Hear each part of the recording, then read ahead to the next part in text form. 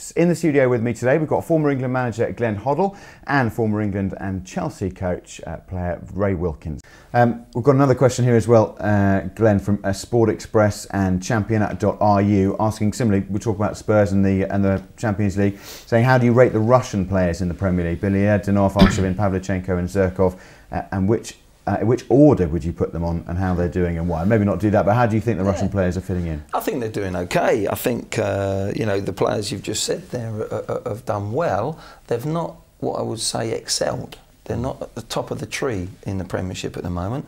They do find it difficult to maybe adjust to the way that we play and possibly live even, you know, because when you do move abroad, Ray and myself were lucky enough to move abroad, it's how you settle off the pitch, which is the key to how you're going to perform on it.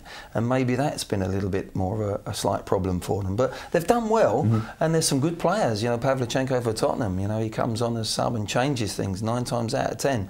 He did it again against West Ham, was unlucky to create, you know, nearly created a couple of goals for.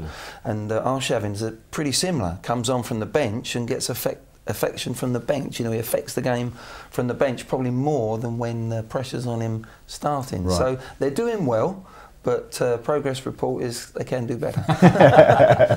And still talking about Spurs, Real Madrid, easy game for Harry Redknapp's men, or easy game? Yeah, I wish there was. No, it's a wonder. I think personally, it's a wonderful draw for Tottenham because.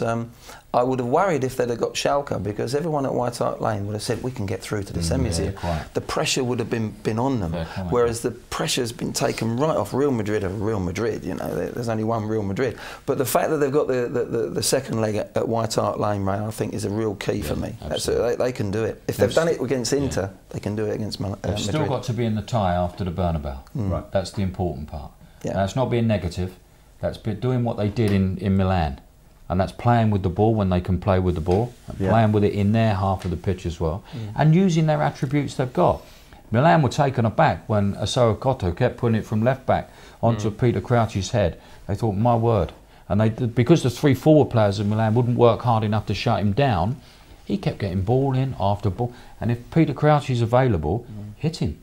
So long as you've got runners going in that box to get on the end of it. And I think Tottenham have got a decent chance against Madrid. I do. Question here from Euro-Football.ru. Glenn, Arsene Wenger once said that as a footballer you were ahead of your time, and if you'd appeared in English football a decade later, you'd have been more successful. I'm sure you've been asked it before, but how did you react, or how did you feel when you heard Arsene Wenger say that about you?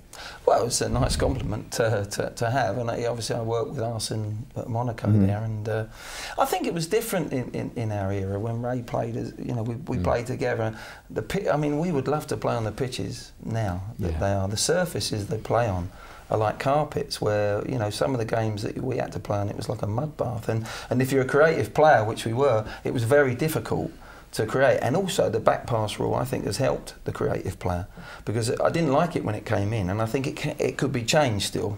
In the area, I think you should be able to pass back, but at the end of the day, it stretches the pitch. And it makes the pitch, and so the space is there. And obviously now, you know, if you breathe on someone, you can get booked. You've had too much cold. That's the sort of thing that.